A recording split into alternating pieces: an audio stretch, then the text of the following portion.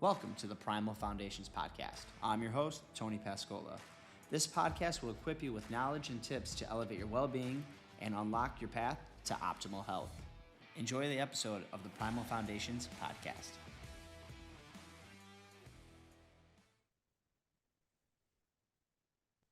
Welcome, everybody, to the very first episode of the Primal Foundations podcast. I'm your host, Tony Pascola. I have a very special guest today, Casey Ruff. He's a personal trainer, lifestyle coach, and performance enhancement specialist. Casey specializes in lifestyles such as low carbohydrate, ketogenic, carnivore diets. Casey is also the host of the Boundless Body Radio podcast and How to Make a Podcast. Casey Ruff, welcome, and thank you for joining us on our very first episode. Tony, dude. Okay. So I've been on other podcasts. I'm always super grateful that anybody would ever want to chat to me about anything, but to be a very first guest on your show is beyond an honor. I'm just so thrilled to be here and so grateful for you. And thank you so very much for having me. It's a huge honor. Oh yeah. We're very happy to have you.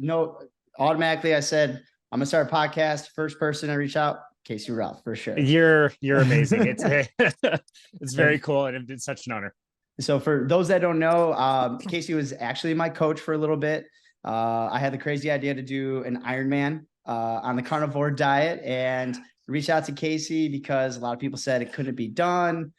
It can't be done. It should not be done. And reach out to Casey. He gave me some fabulous nutrition advice, training advice, heart rate advice. And I just want to say again, thank you for that. Cause all of your wisdom got me through the Ironman and got me to the finish line. So thank you again. Oh man. Well, you're very welcome. I think if anybody were to sit in on the call that we had, they would realize that you basically didn't need me for hardly anything other than just verifying your own ideas. You came with a great plan and had done a lot of research, and I didn't do much more than just say like, yeah, I think that's going to work great, dude. So yeah. It was a pretty easy session. Oh, you got me there, which was awesome. So let's take a step back, and I just want to tell some of the listeners about your story and how you got to be a personal trainer and the path that kind of led you to the creation of your company, Boundless Body. Yeah, absolutely. So, growing up, I was kind of the chubby kid, but I was always interested in sports. Got into ice hockey at a very young age. I discovered weightlifting and would be the nerd that would get the magazines and the books from the library and tape up workout programs on my unfinished basement wall, that kind of thing. Yeah. Got into cycling eventually. And I was in college actually in my 20s to study architecture, but I joined a big box corporate gym in an off season just to have some place to go to do my training. And I started observing the personal trainers there. And I don't know, I thought it was fun. It was really appealing to me that these people were, working with their clients that looked like they were having fun. They were helping these people get healthy. Beyond that, they were also using heart rate monitors, which had been something I had used for a very long time. And, coming onto the staff when I did, I knew more about heart rate monitors than their most educated, trainer at the time knew about them. I knew how to program them and get the most out of them. So anyway, I ended up going into the personal trainer manager's office, asked him what I needed to do to get a job there. He told me what online certification to get, which I then got. I started that in March of 2007. Pretty soon after that, I was trained on how to use what is called a metabolic cart, which is basically a way to measure how our bodies are using calories, either resting or exercising at different levels. Like if you've ever seen a VO2 max test, we were testing, validating that. That's essentially what we were doing. That was kind of my entry into personal training. I've been very fortunate to make it a career now that's been, 16 and a half years. I love it every day. I have no intention of, stopping or retiring or doing anything different anytime soon.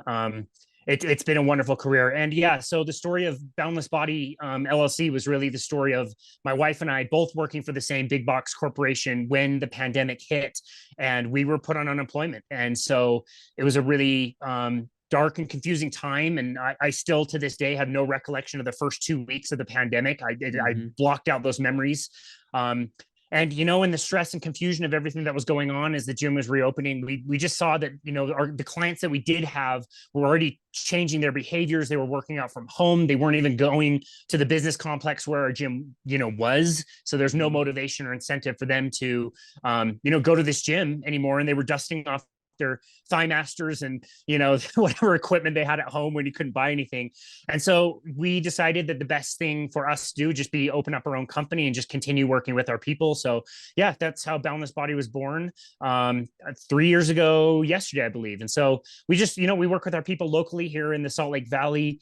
We also work with people virtually, doing nutrition coaching, personal training, making plans for people, helping them, similar to what we did with you with like cardiovascular type training and preparing them from different events. My wife is also a Pilates instructor, and she also works with myofascial tissue and helps get people out of pain. So it's been a fun journey. It's been very interesting, lots of weird twists and turns and things like that. But yeah, it's been really rewarding. And then going back to the heart rate monitor, I know you're saying you're getting into that. Didn't you have to like hawk something to go pay for your first heart rate monitor? Was that dude, good memory. Good memory. I think my mom would still be mad at me about that. They were so mad. I don't even know why, but they gave me a TV VCR combo when I was 18 to take down to college. Yeah. And I returned it to get a Polar, I think it was an M210 heart rate monitor. I thought it was so cool because you could program like your zones into it and all that kind of stuff. And every training ride I would do it, I would like record my average heart rate and my max heart rate and how many calories I burned and all that stuff. So yeah, I did have to hawk some stuff to get my first monitor. Good memory. Talking about the metabolic testing. So as you started, putting people on plans and getting these results, and what did you see as like when you first started in that industry, and then as you were going along, do you see any trends of different diets working and not? That's a really great question. I love that question. So yes, we had this amazing tool that we could hook up a mask to somebody. It would be connected to a box via an umbilical cord, which was hooked up to a computer. And basically based on how somebody was breathing, we were able to tell basically the number of calories that they were burning doing different activities. And so we could do that test, like I said, while somebody was resting. So we could measure their baseline kind of resting metabolic rate. And we could also measure how many calories they would burn in different heart rate zones as they ramped up their heart rate, basically, as they picked up their intensity. And I'd have to say, like in the beginning, like in 2007, we didn't think of it much more than just like total calories. And, when somebody would come in and do a resting test, we knew that like you had to make sure the client was eating at least what the resting metabolic rate was. And we would have little sliders, right? That we'd calculate like, okay, this is how many calories you burn at rest. So here's your activity level on an average day. You have an office job that's maybe another 300 or 400 calories. How many calories do you want to work out in a day? And we'd slide that up. And then, we would say like, okay, how much weight do you want to lose? Okay, great. We just need to create a caloric deficit. So let's take the energy that you're eating, the calories that you're eating. Let's take that down to where you want that to be. Great. We've got a 500 calorie deficit. You multiply 500 calorie deficit in a day to 7 days. That's 3,500 calories, which is 1 pound. And so if you want to lose 10 pounds, you just need to do this exact plan for 10 weeks and you will lose 10 pounds, right? So I think most of us know that doesn't really work. And as trainers, we would set this up for people and then just think that people were just really terrible at following the advice. Like nobody was able to linearly lose 1 pound a week based on the math equations that we were doing. And so it would be, kind of frustrating for the client. It would be frustrating for us to see that our people were not getting really good results. And again, we did the same thing while somebody was doing exercise. We'd ramp somebody up, slowly pick up their heart rate until they wanted to quit the test. We could see how many calories they would burn. The cool thing about our metabolic hearts, though, is they would go one step further. They would also measure the amount of fat versus the amount of carbohydrates that somebody was burning at all of those different stages. And initially, we would just look at that and say like, okay, at your target heart rate, you're burning about 70% carbohydrates. So your diet kind of has to match that. We need to make sure that you're eating plenty of those carbohydrates so that you can fuel those particular workouts that are burning lots of carbohydrates. And again, that's all we kind of knew about that kind of stuff. And it really was a huge turning point in my career when in 2012, we did a call. He was kind of a contractor. He was doing the same kind of testing that we were doing, but with a different company, his own kind of company. And he had learned through his experience working with very, very high-end professional triathletes and Ironman triathletes that he was able to manipulate the calorie burn rates of fat and carbohydrates by manipulating the diet. And so as a cyclist at the time, I'm consuming hundreds of calories or hundreds of grams of carbohydrates every single day. That's the only way you could do a ride that was longer than 2 hours, 3 hours, 4 hours without bonking, is you just have to eat carbs before you go, eat carbs during your ride or run, eat carbs afterwards. And all of a sudden, this guy's getting on and he's saying, like, I'm feeding my athletes bacon and butter, and they're eating cream and like avocados, and they only need like 50 calories an hour as they're out there competing at the highest levels. And it's just like this mind-blowing, like, what the hell is this guy talking about? You're gonna die, first of all. Like, all that fat, like, is crazy. But it was also the understanding that you could really manipulate and change somebody's diet based on or how they burn calories based on what they're eating. And so that was really a revelation. And it wasn't until several years afterwards till I really truly got into the low carbohydrate and ketogenic and carnivore space. But that was at least the first kind of realization that, wow, diet does play a big part of this. And we can help anybody who wants to increase their fat burn by changing their diet. Yeah, you get the whole thing. A calorie is a calorie is a calorie, right? Like, I can Weight Watcher style, I can have this many calories, I can eat this, but what are you eating is going to be the biggest thing. 1,000 calories of Skittles versus 1,000 calories of red meat. It's not the same. It's not. Yeah. It's not the same. That's such a good point. And, it's not just like weight manipulation. Like, you hear people in the space, like, I hate to name drop, but maybe like a Dr. Lane Norton is talking mostly about like weight control or weight loss, weight gain. And like, yeah, maybe you can get away with that and call a calorie. And, maybe somebody could be on a high carbohydrate diet and be able to do that. Like, that's fair, but you're only talking about weight control. You're not talking about, like, how does a person eating all the Skittles feel? Like, what is their mental quality? Like, how are they sleeping? Like, that's going to affect everything in their life. And so it's such a short-sighted way of looking at things. And it's unfortunate that it took me too long to learn those lessons. I think we all went through that. And, looking back, as I was younger, and most of us that were younger, is like, you had to just eat less, move more, and then you lose weight. And that's how it's supposed to be. But we get through these cycles of you just keep doing it and yo-yoing and yo-yoing, and it just doesn't work. If it would have worked, it would have worked, right?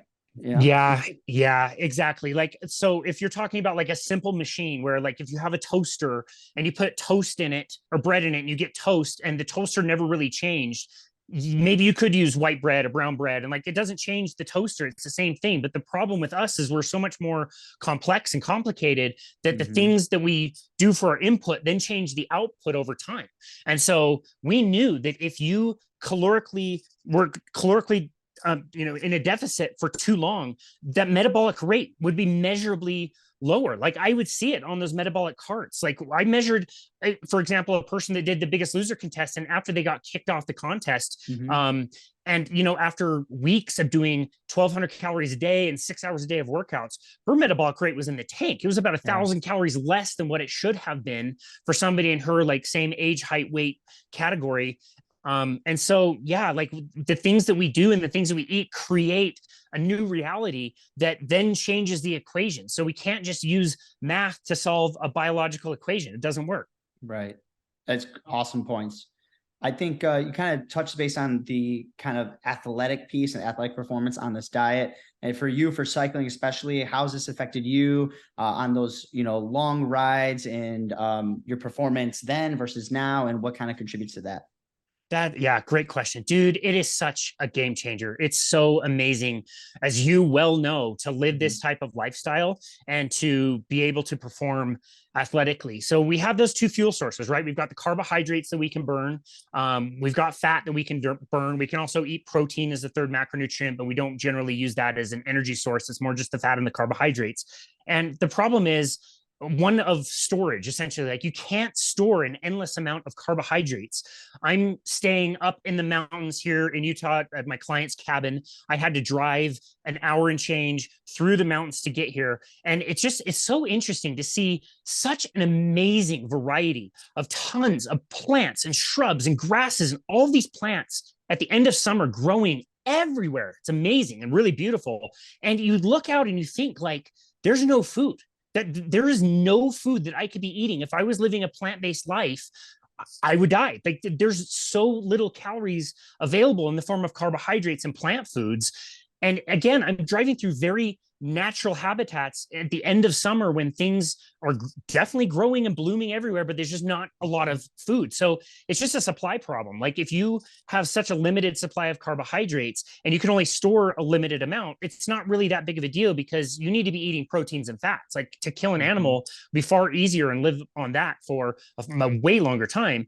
So the body has such a small storage of carbohydrates, but it has an almost endless amount of storage that can be had from fat. Like we can just add more and more and more fat. And, you know, the most obese people you see, they may have 500,000, 600,000, 700,000 calories of fat energy that's already on their body. And if they just simply like stopped eating, their bodies eventually would learn how to use that energy source and burn it off and get rid of it. We know of people that have been studied scientifically that have done fasting for over an entire year and they were totally fine. They lost a bunch of weight, several hundred pounds, and they would be fine. So again, it's a question of storage and what you can use. And so if I'm performing at a high level, but I'm burning mostly carbohydrates, my problem is I am going to run out. I have such a finite amount. Yes, I can take some in on the bike. I can try to consume, you know, sugary drinks and gels and blocks and all the things that endurance athletes do, or anybody in performance. And, you know, it makes your stomach hurt. It's logistically not that easy. You know, my pockets were always stuffed with a whole bunch of crap. And you needed that because when the body runs out of the carbohydrates, you bonk. You just hit the wall. I think most of your listeners understand like the time that maybe they had a workout that was too hard or went too long. And it's almost like a car running out of gas. You're like, it's good, it's good, it's good. And then you're out of gas, like all of a sudden.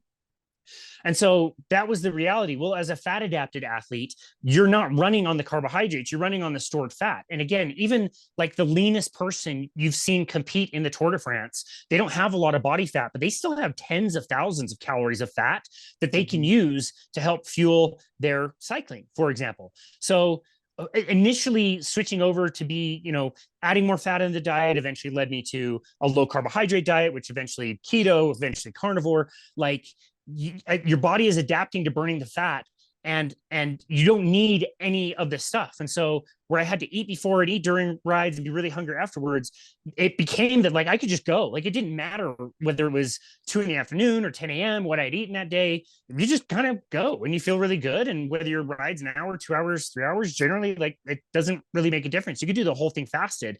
And I don't compete anymore, but I do have benchmark rides that I do around the valley that they basically tell me how I'm doing. Like one's basically like a 1 hour course, one's a 20-minute course. And I'm riding those faster now, not competing at age 39 than I was back when I was competing 10 years ago. And I feel way better doing it. So it's really interesting. But yeah, once you switch over to burning fat, it's really amazing how your performance can just increase. You're just not tied to the carbohydrates. You have the fuel on you. You just learn how to burn it. Yeah. It hasn't really made the mainstream way yet. And it's kind of sad that that's, you know, there's only this one box you have to live in. And just, you know, like you said, the gels, the goos, all that stuff. You know, I went on a bike ride. I can contest to the distance you can go, because I remember doing my first Century ride, and I know you're an avid cyclist. It's not my strong suit. It's so hard for me. I have little legs and it just takes me forever. But my first Century ride, I went 50 miles out. I had my water bottle. I had some electrolytes in it. And the only thing I stopped to have was coffee, a little bit of heavy cream in it because it was cold. And then I got back on my bike and went 50 miles back. And my coach at the time, who was planning my rides and my runs, and he was like, "What'd you pack?" I'm like, "Nothing." He's like, "Are you serious?" I'm like, "Yeah, nothing. I fat adapted, man. Like this, I ran on my own body fat." And but yeah, like Zach Bitter, you know, the guy who set the 100-miler record, and I think he's done it like a few times, but he's a low carb. I know he does some fruit and other things, but he really works on that fat adapted piece. You also mentioned talking about how going through a long ride and seeing all of this green, but not really food in sight. Can you kind of talk about kind of ancestrally us, thousands of years ago to today in terms of like how we structure our food and how we get food? And I think you also mentioned one thing I'd love for you to want to talk about, because I didn't know this, the birthday apple. 14 months. Yeah. Unbelievable. Yeah, we'll get to that for sure. Uh-huh. Yeah. So we look at some of our closest primate relatives and we share a lot with them, but we've also diverged a lot from them. And for whatever reason, we chose different paths on how to feed ourselves. I love the work of Dr. Bill Schindler when he says that 3.1 million years ago, like when a human species took a rock and bashed it against another rock and created a stone tool, that was technology. That was the beginning of technology for us. And we didn't need claws or fangs or any of that kind of stuff when we had a rock that was far sharper and stronger, and we had the know-how to be able to use it and leverage it for different technologies. And so that kind of set us down the path of what Dr. Binky Bendor also calls, like, yes, we're omnivores, but we specialize. Like, animals specialize in certain things. There's lots of animals that can have both plants and animals, but that doesn't mean it's the perfect 50-50 split and they're eating both all the time. Like, bears eat bear diets, tigers eat tiger diets,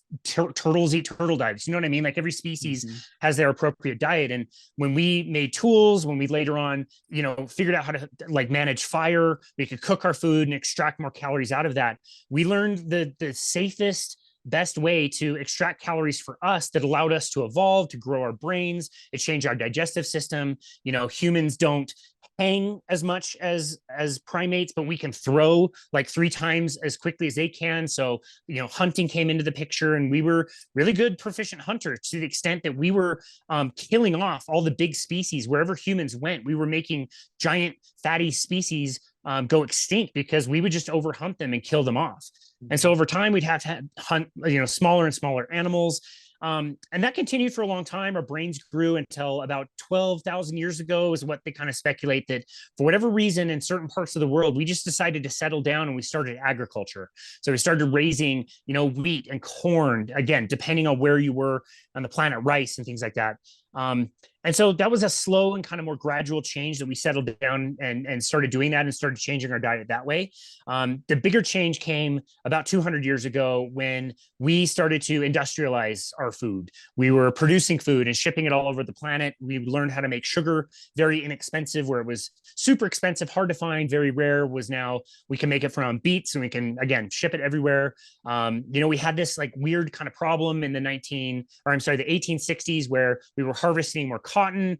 So, there were more cotton seeds available, and these seeds had a polyunsaturated oil on them that would literally go rancid and was like smelly, and they needed to figure out what to do with it. So, they thought maybe we could make this into a wax and put it in, candles and soaps and things like that.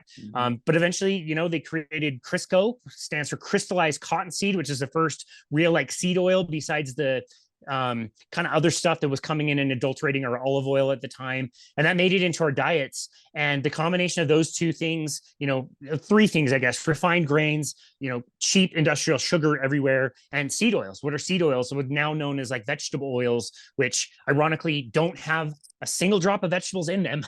Right. That snuck into our diet. And so evolutionarily, we needed to prefer the animal foods, and that's the way we're set up, again, anatomically, biologically, physiologically. Like that was our food that we decided to go to. And so when you change that quicker than we can adapt to the situation around us, we're going to have problems. And like that's why we started to see like heart attacks were not a thing, and now all of a sudden people are getting them. And we started to think that maybe it was fat and cholesterol, so we recommended low fat diets and plant-based diets. And then now we have an obesity crisis and a diabetes problem, and it's really crushed our health, unfortunately, because we're eating the wrong foods. Yeah, you see this once we have this the rise of agriculture, industrialization, and all of a sudden just disease so happily correlates right with it. And that's hockey stick curve. Yeah. And it's kind of hard. It's hard now to kind of talk with people about that, because this is just such the norm now to kind of talk people into something else, a different type of diet where, you don't have all of this food around you all the time. How do you work with your clients? If somebody's coming to reach out to you and they're just on the standard American diet, they're eating multiple times a day, how do you kind of get them over to, or kind of talk to them into, okay, this is what we feel is the best human aligned diet? Yeah, great question. I love the point about the normalization, or like the normal isn't average. We look around and we see average. And I don't want to miss this. We've normalized the fact that you can walk into a grocery store in Toronto, in March and buy mangoes. You know what I mean? Like we have these fruits and vegetables available to us 365 days out of the year, when apples are only available very briefly in the year, very seasonally, very location based. You would only get them for a really short amount of time, and then they would be gone. They would not be a food that you could rely on full time. So part of all of that is like, we don't realize like, oh yeah, there's softball sized apples at the grocery store year round. Nobody stops and thinks like, where did this come from? When did this come from? And according to one kind of research project they did, they said that the average age of an apple, when it's been picked to when the consumer buys it in a grocery store, is 14 months. That's it's pretty crazy. In the industry, they call them birthday apples because they're picked. They need to be stored somewhere, usually in a silo. Lots of times they're pumped with some kind of wax chemical that keeps them, more preserved and fresh. So by the time you see them in the beautiful cellophane container at Costco and these massive sugar bomb apples, like maybe stop and think like, okay, the Costco employee didn't just go pick this in the back of Costco. You know what I mean? Right. The question about clients. Yeah. So, I think you would agree that like we're not going to accomplish much by telling everybody they're wrong about stuff. I think we need to meet people where they are, and people have very entrenched ideas about what healthy nutrition is. And we've bastardized so many, you and I would consider healthy things that people, it takes time to come around. They know inherently that cholesterol is bad for you, that saturated fat is bad for you, that spinach and almonds are health foods. Like people know that. And so we're not trying to change anybody's opinion, but if somebody's coming to us, we definitely want to hold their hands and help them understand some of these concepts. And so like a presentation I'm doing later today, really going to start by focusing on, the idea of calories in, calories out, and pointing out to the people who are attending the seminar, like, I'm sure you've tried this. Everybody has tried this. Why did it fail? If it was so awesome, why didn't you lose all the weight? Why wasn't the weight loss linear? Why did you plateau with very poor energy, feeling cold, feeling tired, feeling hungry, having cravings, and you gained all the weight back and then some? What happened? Like that's happening to 100% of people out there. We need to stop and consider that. And maybe let's talk about a different way forward, and let's teach people how to be really, really good at burning fat. And that's, I think, what most people want to do is learn how to use fat as an energy source, do that by limiting carbohydrates, increasing protein, increasing fat in the diet, whether that's, fasting, carnivore diet, low carb approach, whatever that is for somebody. We can work with them and try to move them in that direction. But that's the thing we really try to focus on is if somebody is willing to, let's at least get them eating more animal products, get them eating more eggs and red meat, and see where that path leads them. And I find more often than not that once somebody's willing to try to at least move in that direction, they start to notice, oh, I am feeling better, my energy is better, and they're more willing to continue to adjust things over time. Awesome. I feel so my whole, everything that I'm kind of doubling down on right now is I've named my company Primal Foundations because it has these 4 pillars. It's nutrition is the one piece, movement, strength, and recovery. The 2 things I want to talk about is kind of in line with nutrition is fasting. And I definitely want to talk about some strength training. So in terms of fasting, how do you utilize fasting in your life? Whether that be, on the day-to-day, because I know some people do the OMAD, you go from OMAD or you're not, you do 2 meals a day. So how do you incorporate fasting into your lifestyle? Great question. And when I first transitioned over to carnivore, I found that doing OMAD was very easy for me to do. So essentially doing 1 meal a day, usually later in the day, I was eating strictly ribeyes, and it was easy for me to go 24 hours. And just to be clear, like there's a lot of semantics with this, but fasting to me is just like a period of time where you're not eating, right? Like you don't need to get caught up in like, is this intermittent fasted? Is this time restricted eating? Is this extended fasting? Like there's so many different protocols. And so the way I look at it is like, if you're not hungry, you don't have to eat. And if you're not eating, then you're fasting. And so the way I incorporated in my life for a long time was doing one meal a day. I did start to notice that it was becoming difficult for me to get an adequate amount of protein for my activity level. And I started to notice the signs and symptoms of a metabolic slowdown. I was feeling a little bit colder, especially my hands and feet. My energy wasn't as good. I could feel myself holding on to fat in the midsection. And so I decided I had to bail out of that. And so for the last year or two, I've been doing really well with 2 meals a day. I will typically eat my first meal anytime around like 10 to 2, and that's normally like 6 to 10 hard-boiled eggs. And then I'll still have my big meal at night and focus on the fats and proteins. I get so satiated from that dinner meal. It is easy for me to go until the next meal. And I do focus on trying to get that meal of the day where I'm eating exclusively eggs somewhere in the middle part of the day. But this week was a good example. Like, there was one day where I knew I had back-to-back clients at a certain period, so I had to eat a little bit earlier than I normally would. There was another day where I was simply too busy. I had to work through all of my clients. I wasn't done with work that day until 4 p.m. I missed my window to get that second meal, but I was fine. You know what I mean? Like, you have the flexibility to fast. And so I want people to approach it in that way, not thinking like, I'm going to fast, it's going to look like this. It's exactly what Tony or Casey do, or what somebody says, or like it's 16-8. It's like, no. Just focus on the right foods, focus on the animal products. Red meat is a great foundation, lots of fat, lots of protein, and then really give yourself permission to do what nobody really thinks about. And we're told not to think about is like, eat to full satiety, like eat until you are fully satiated. Don't try to eat until you're 80% full, or, all the advice I used to give people in the past. Like, no, eat until like whatever food you're eating, almost you get this like aversion where you almost don't even want to look at it anymore because you had enough and your body's telling you you've had enough. And then to fast is just a natural byproduct of that. I'm not hungry. I'm burning fat as my fuel source. Let me just go about my day. I'll eat when I'm hungry, and that's usually later on. And so I think people can make it really easy on themselves as far as fasting goes that way. There may be more specific reasons that somebody would do like a more targeted fast, for people having great results with things like cancer and chemo treatments by doing longer extended fasting. I think people who are, really need to lose a lot of weight, as long as they're, really educated about their protocols and make sure they're not over fasting.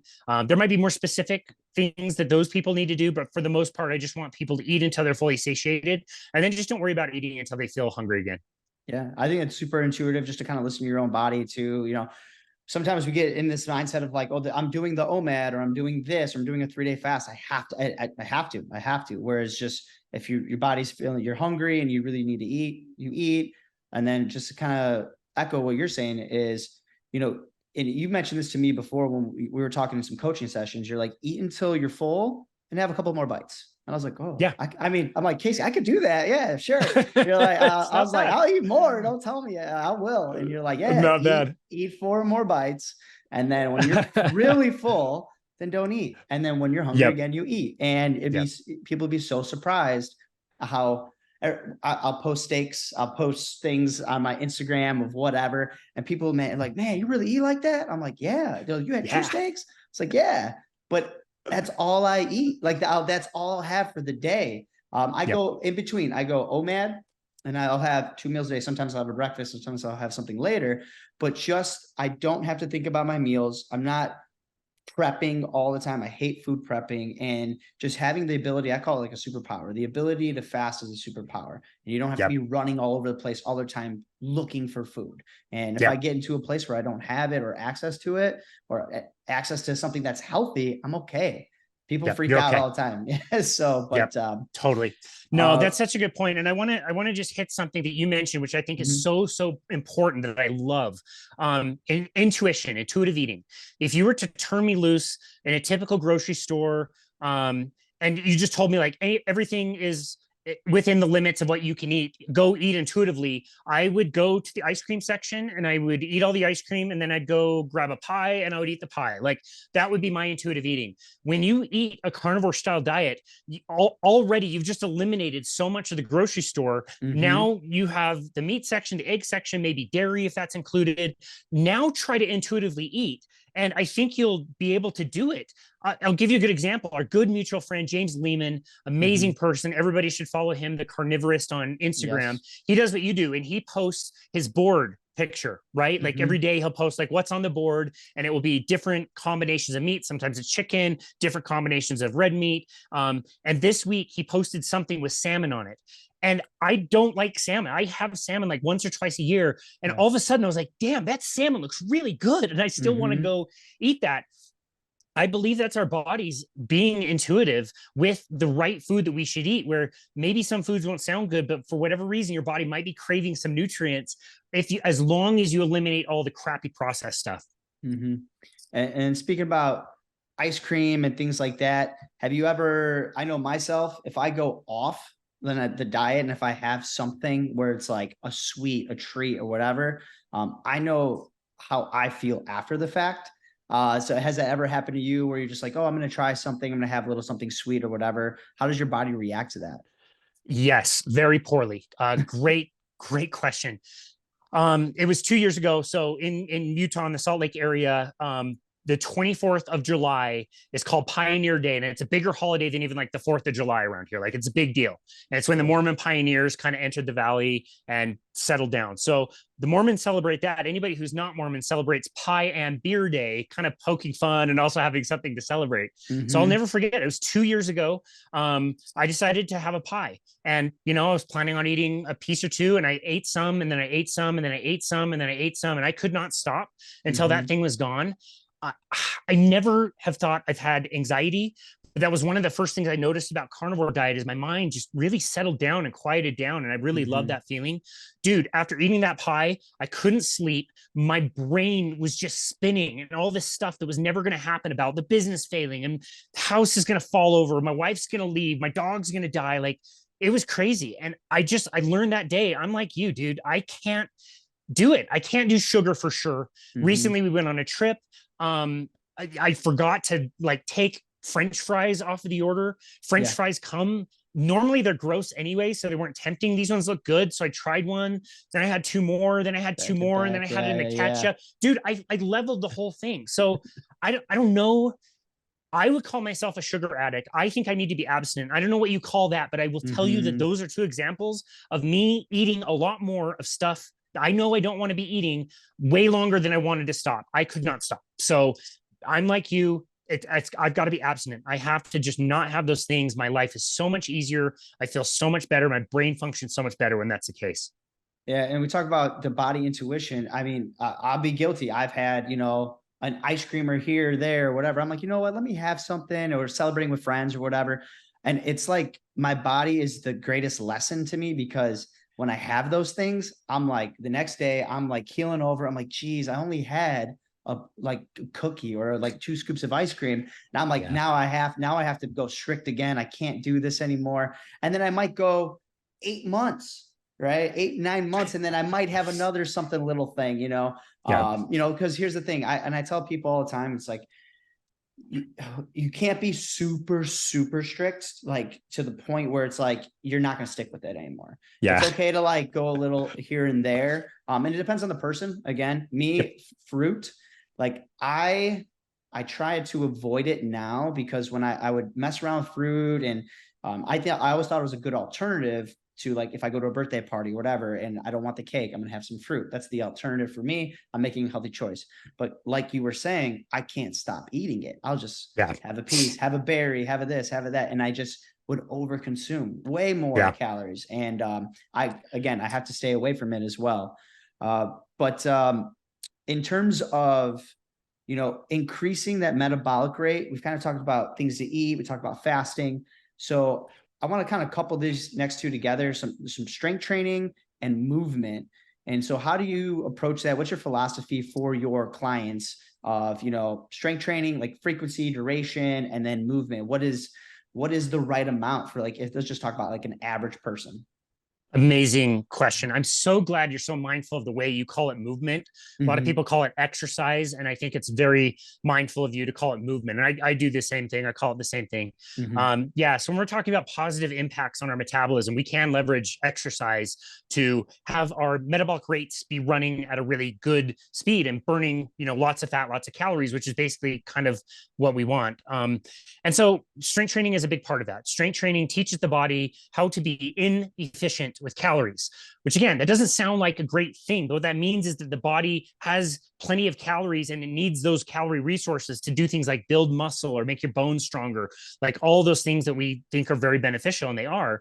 It's just an expensive process. So your body's not going to go down that path if it doesn't have to. It wants to conserve and be really miserly, and save calories. And that's what cardiovascular, that we even call it cardiovascular exercise, quote unquote, is a little bit weird. Like aerobic exercise is, what it should be more commonly referred to. But anyway, doing the cardiovascular type exercise, aerobic exercise, that teaches us over time to be more efficient with our calories. So that's good if you are doing triathlon, running a marathon, like that will help you get to the finish line using the least amount of calories. But that's also going to have a decreasing effect on your metabolism and metabolic rate. Strength training, again, is the opposite. So the type of strength training that I was coached up to do for many, many years is called functional training. I'm a hockey player. So if I were to train me in a gym, I would find all the movements that look like hockey, and I'd hop back and forth like I was skating, or I'd swing a heavy stick like it's, me slashing my buddy in the thigh or something, like all the things that I might look like hockey, and do them in the gym. And I've really come to appreciate the work of Dr. Doug McGuff and John Little, who wrote the book Body by Science. And their concept is, look, like none of those things are actually hockey. Hockey is on ice. It's on a sheet that's a specific size. You play it with your smack talking buds. It's 5-on-5 with goalies. Like there's a context, right? And so you can't really mimic that in the gym. What you can do in the gym is make yourself very strong, and that will make you strong for whatever event you want to go do. And then go spend the rest of your time practicing your sport in the context of your sport. And so they promote really no more than about 15 to 20 minutes a week of exercise, strength training exercise. I recommend more than that for people, especially if they are getting good results and want to do that. But the concept is that you use whatever equipment you have, whether it's machines, free weights, cheap, inexpensive like bands that you can get from Amazon.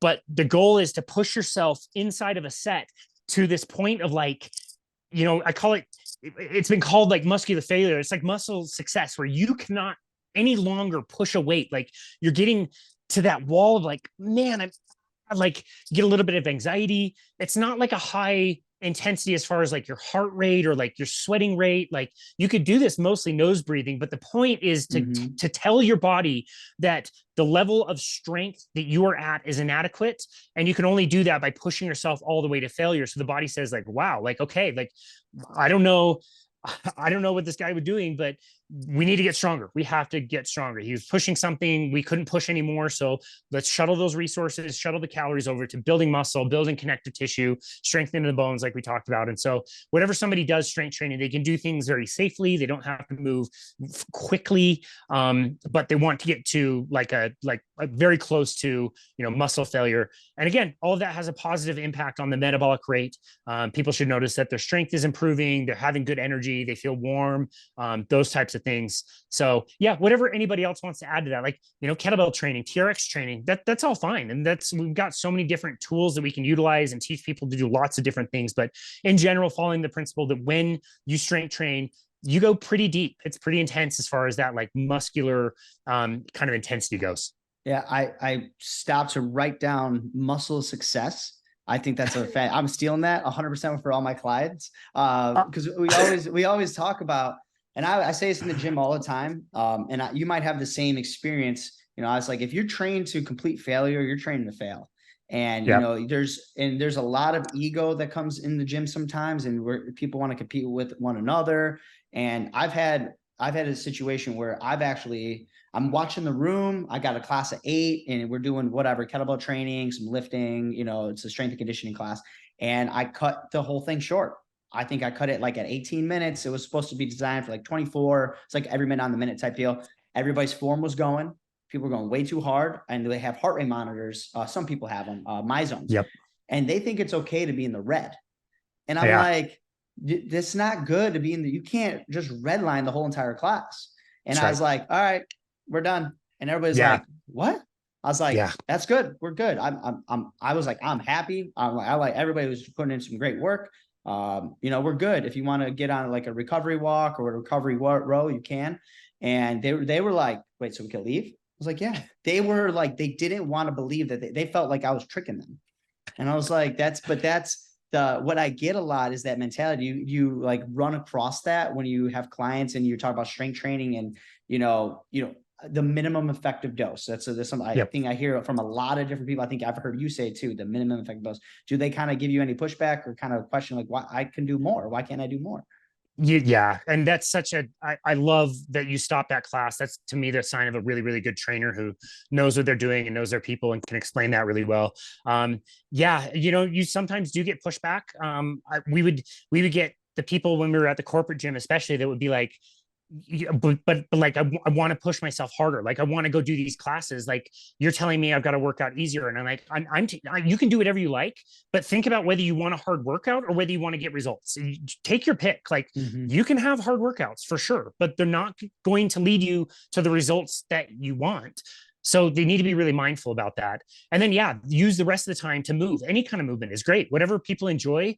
Walking in particular has been my absolute favorite thing since the pandemic. I think, as long as you're not over like pushing it too far, like into pain or things like that, I think it's like a linear benefit. Like the more you can do it, the better. Get outside, get fresh air. I started, years ago when we were doing step challenges, I started parking at the very back spot of a parking lot and walking a long way to the store. I never stopped doing that. And so that's just, accumulated so many steps over the years, and people can just do really simple things to just move, especially if they're outside in nature as ideal. But either way, just any kind of movement that people really enjoy, just as long as it's keeping that intensity fairly low. Yeah. And there's something to that too, because I mean, if you were to talk to me 5 years ago and people were talking about like walking, I'd be like, walking, like, come on.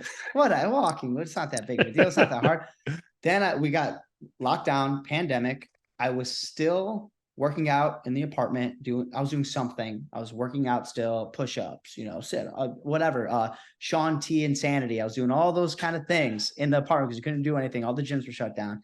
And I was still working out, but I was somewhat trying to eat healthy. We're all locked down. So everybody kind of gorged a little bit and ate things that they shouldn't, me in particular. And I just was like, how the hell am I gaining so much weight? I'm working out. I'm not eating super bad. I'm like, how am I gaining so much weight? And I started to realize, well, I'm a PE teacher by trade.